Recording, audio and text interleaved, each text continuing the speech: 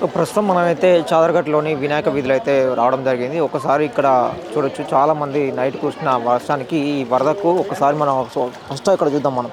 ఆ నీళ్లు ఎట్లా ఉన్నాయో చూసుకోండి ఒకసారి.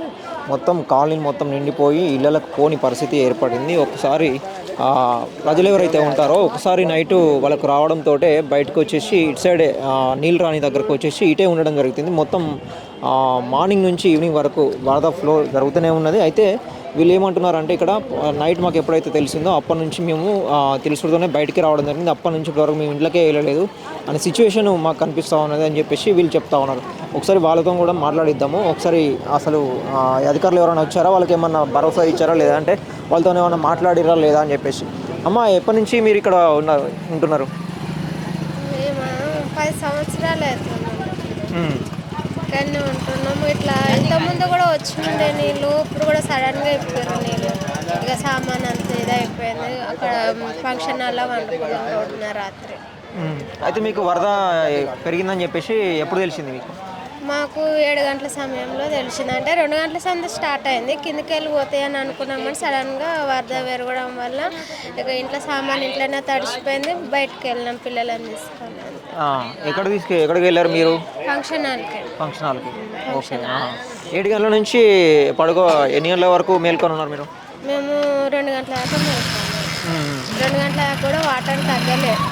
పొద్దుగాల కూడా వాటర్ చాలానే ఉండే, ఇప్పుడు కొంచెం ఇదైతుంది వాటర్. మీరు ఎక్కడ ఎన్ని ఫ్లోర్ బిల్డింగ్ మీది? Second flora? సెకండ్ ఫ్లోర్ లేదు, మొత్తం కిందనే మొత్తం రేకుల షెడ్ అది. ఓకే. కింద లేదు మీద లేదు, మొత్తం మునిగిపోయింది. సో అప్పుడు మీకు అధికారులు ఎవరైనా ఫస్ట్ ఇక్కడ రావడం జరిగిందా మార్నింగ్ కానీ నైట్ కానీ? మార్నింగ్ వచ్చారు కానీ మేము లేకుండా ఉండే అక్కడ పిల్లల కాడ ఉన్నాం. మేము ఇప్పుడు వచ్చినాం, జర నీళ్ళు తక్కువ అయితే ఇల్లు ఇట్లా కడుక్కుందామని వచ్చినాం. సామాన్లు ఇట్లా ఏం తీసుకురాలేదు, డైరెక్ట్ వచ్చేసినాం. సామాన్ అంతా ఇంట్లోనే ఉన్నాయి. బియ్యం అవన్నీ ఖరాబ్ అయిపోయినాయి. మొత్తం తడిచిపోయినాయి. ఇల్లే మునిగిపోయింది మొత్తం.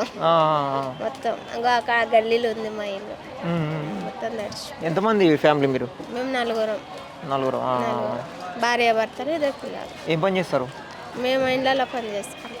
మా ఆయన కూలి పని పోతారు. సో డైలీ ఎంత వస్తాయి మీకు?